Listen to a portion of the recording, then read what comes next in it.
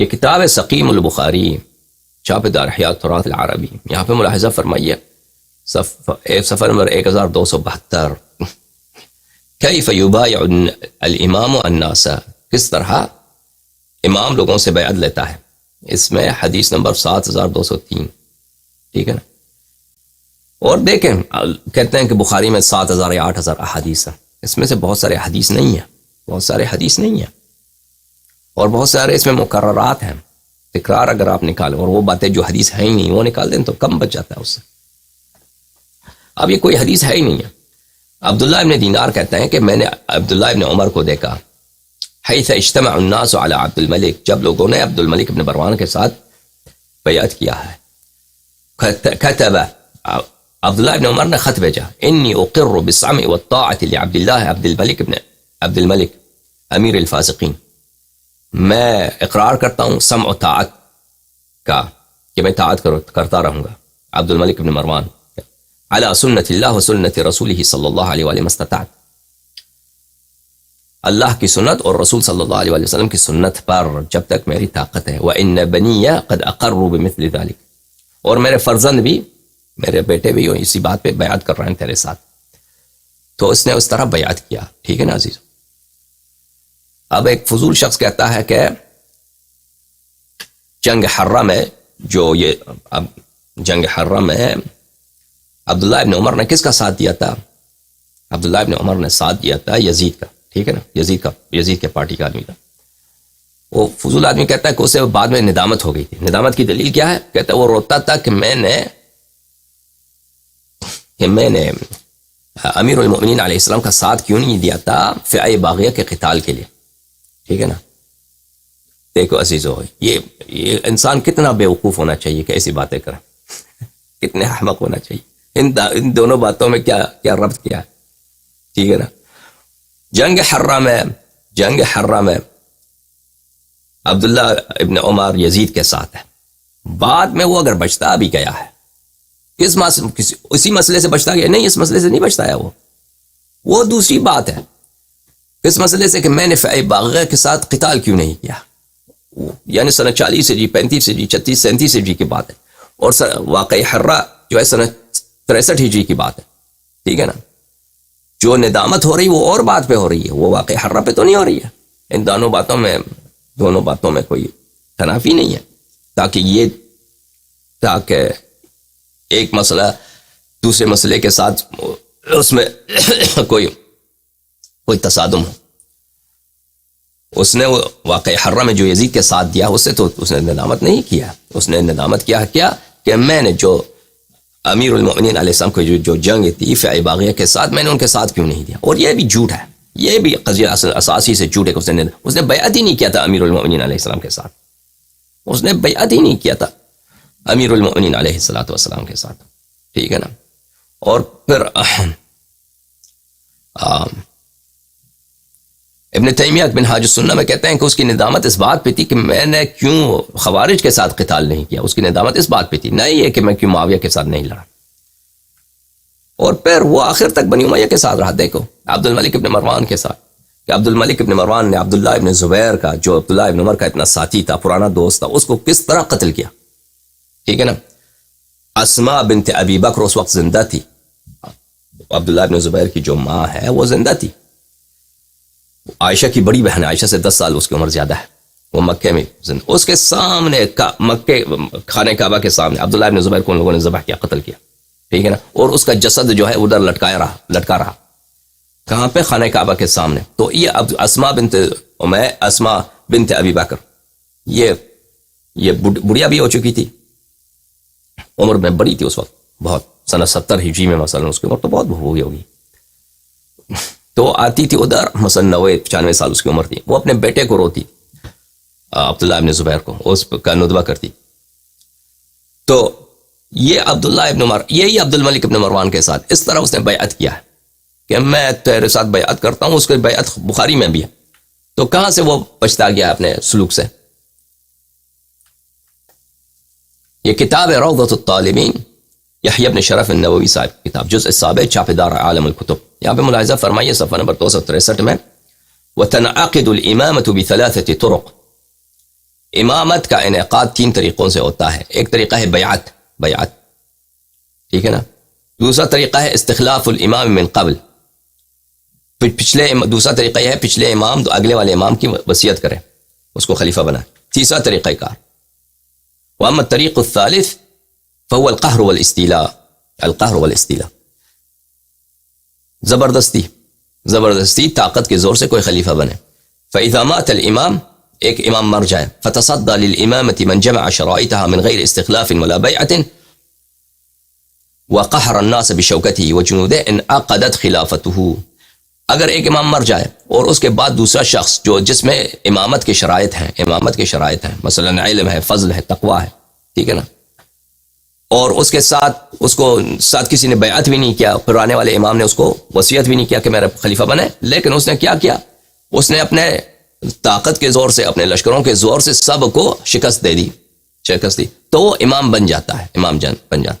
اچھا، فإن لم يكن جامعا للشرائط، اگر اس میں شرائط نہیں ہے بھائی، علم نہیں ہے، تقوی نہیں ہے، فارسائی نہیں ہے، فاسق فاجر آدمی ہے، ٹھیک ہے نا، مجتہد تو کیا جاہل آدمی ہے، لیکن اس کے پاس تلوار ہے، جنگ اس نے خوب لڑا ہے، سب مخالفین کو اس نے قتل کیا ہے، اس میں شرائط نہیں ہے. بأن كان فاسقا او جاہلا، فاسق ہے، جاہل ہے، فوجہان، کہتے ہیں ہم 2 فتوے دے سکتے ہیں اس مسئلے میں، 2 فتوے دے سکتے ہیں کہ ہو سکتا ہے یا نہیں ہو سکتا. اصحہما، لیکن صحیح تر فتویٰ یہی ہے انعقادها، کہتے ہیں 2 فتوے دے سکتے ہیں. کون سے 2 فتوے دے سکتے ہیں نووی صاحب؟ ایک فتویٰ یہ ہے کہ جاہل فاسق فاجر کا خلافت نہیں ہوتا. دوسرا فتویٰ یہ ہے کہ اس کا ہو سکتا ہے، کہتا ہے لیکن صحیح فتویٰ یہی ہے کہ اس کی خلافت منعقد ہوگی. جاہل فاسق فاجر کا شرعی خلافت، یہ دنیاوی خلافت کی بات نہیں، اور شرعی خلافت شرعن وہ واقعا خلیفہ بن جاتا ہے، اس کی طاعت واجب ہے. ٹھیک ہے بھائی. فتح الباری بشرح سقیم البخاری، تالیف الحافظ ابن حجر، چھاپ دار المعرفہ، الجزء الثالث عشر، صفحہ نمبر 7. وقد اجمع الفقہاء، تمام مجتہدین کا اجماع ہے، على وجوب طاعت السلطان المتغلب کس کو بولتے ہیں؟ متغلب یعنی وہ جو تلوار کے زور سے، غلبے کے زور سے اس نے خلافت پہ قبضہ کیا. تمام علماء کا اجماع ہے کہ متغلب سلطان کا زبردستی کے زور سے جو خلیفہ بنا ہے اس کی طاعت واجب ہے، اس کے فرمان کے تحت جہاد کرنا اس کے دشمنوں کے خلاف واجب ہے. وَأَنَّ طَاعَتُهُ خَيْرٌ مِّنَ الْخُرُوجِ عَلَيْهِ لِمَا فِي ذَلِكَ مِنْ حِقْنِ الدِّمَاءِ وَالتَّسْكِينِ الدَّحْمَاءِ.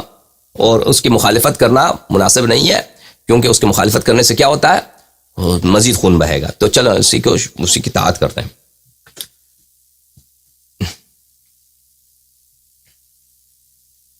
ولم يستثنوا من ذلك إلا إذا وقع من السلطان الكفر الصريح فلا تجوز طاعته في ذلك بل تجب مجاهدته لمن قدر عليها. اور اس مسئلے میں صرف ایک استثناء ہے، علماء نے کسی کو استثناء نہیں کیا، چاہے جتنا فاسق ہو اس کی طاعت واجب ہے، چاہے جتنا وہ حرامی آدمی ہو، جتنا ظالم آدمی، جتنا بھی وہ شیطان آدمی، اس کی طاعت واجب ہے. بس ایک استثناء ہے، اس میں صرف ایک استثناء ہے کہ کفر صریح، وہ بھی کفر غیر صریح ہو، کفر خفی ہو تو اس کی کوئی بات نہیں ہے نا. جیسے مثلا یہ نقل کرتے ہیں کہ مختار نے جو کیا تھا، مختار نے نبوت کا ادعا کیا تھا، اس کے باوجود صحابہ اس کے پیچھے نماز پڑھتے تھے.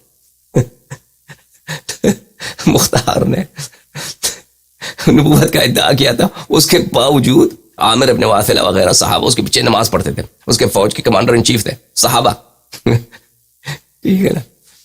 تو کہتے ہیں جب تک اس سے کفر صریح صادر نہ ہو تو اس کی طاعت واجب ہے.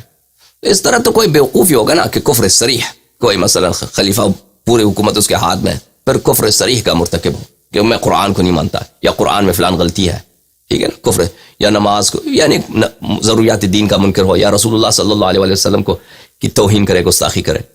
اس طرح تو کوئی نہیں کرتا. کہ جو استثناء انہوں نے دیا ہے وہ استثناء تو کبھی پیش ہی نہیں آتا نا.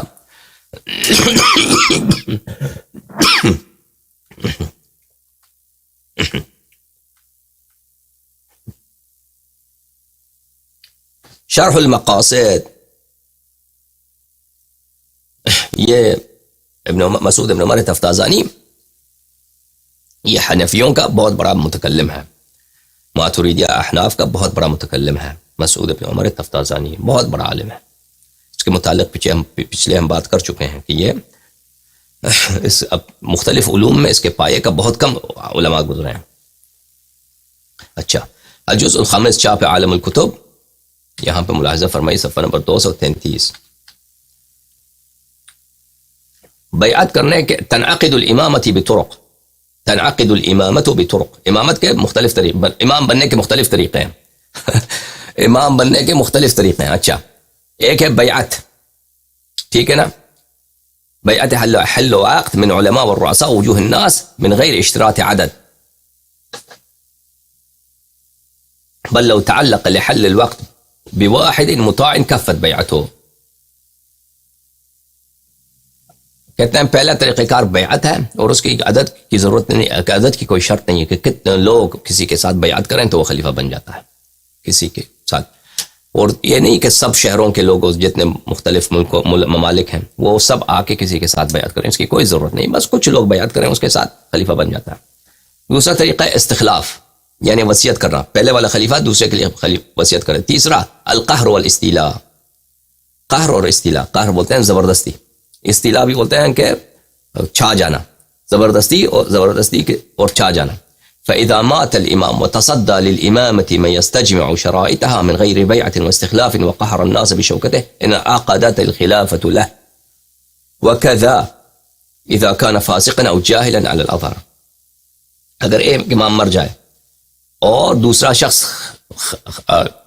خلیفہ بن جائے جس میں امامت کے شرائط ہیں، لیکن کسی نے اس کے ساتھ بیعت بھی نہیں کیا، اس کو وصیت بھی کسی نے نہیں کیا نا، لیکن وقہر الناس بشوکتہ، وہ اس نے زبردستی تلوار کے زور سے مخالفین سب کو شکست دے دی. انعقدت الخلافۃ له، وہ واقعا خلیفہ بن جاتا ہے. وکذا، اور اسی طرح اگر اس میں شرائط نہ بھی ہے نا، فاسق ہے، جاہل ہے، فاسق جاہل بھی ہے تو خلیفہ بن جاتا ہے، کوئی بات نہیں، فاسق فاجر شرابی کافر سب خلیفہ بن جاتے ہیں. یہ کتاب الدرر السنینیہ فی الاجوبہ النجدیہ، مجموعة رسائل ومسائل علماء نجد الأعلام من عصر الشيخ محمد بن عبد الوهاب إلى عصرنا هذا، تأليف الشيخ عبد الرحمن بن محمد بن القاسم النجدي الحنبلي، الجزء التاسع.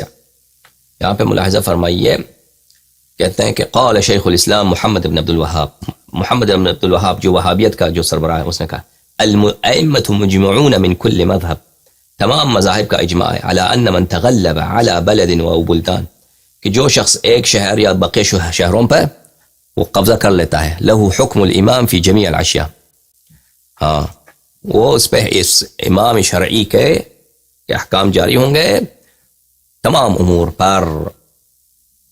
یہ کتاب الامامۃ العظمیٰ عند اہل السنۃ والجماعت، تالیف الشیخ عبداللہ ابن عمر بن سلیمان الدمیجی، چاپ دار الطیبہ. یہاں پہ ملاحظہ فرمائیے القہر والغلبہ، امام بننے کا طریقہ قہر و غلبہ کے ساتھ.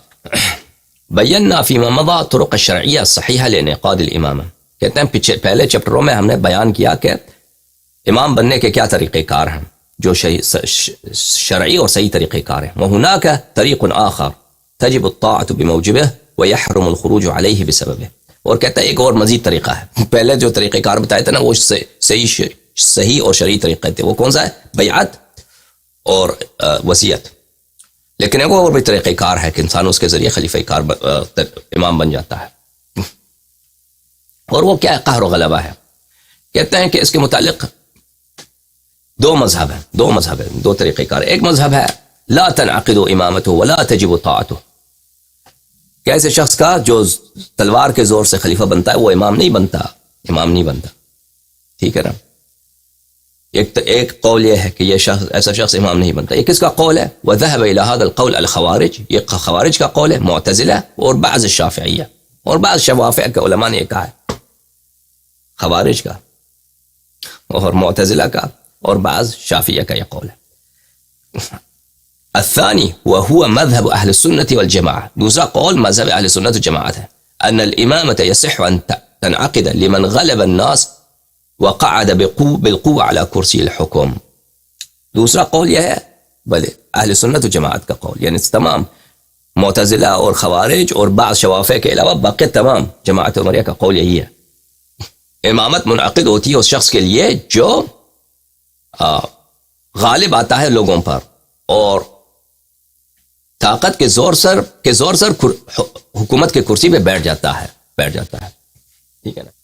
اچھا تو ہم نے آپ کو دکھایا عزیزوں کہ یہ ان سب علماء کا اجماع ہے. اس مسئلے پہ ہم مخالف کوئی نظر نہیں آیا ہے. یعنی ہم اگر آپ دیکھ لیں کہ اگر اس مسئلے پہ کوئی مخالف قول بھی ہے، مخالف قول نہیں ہے.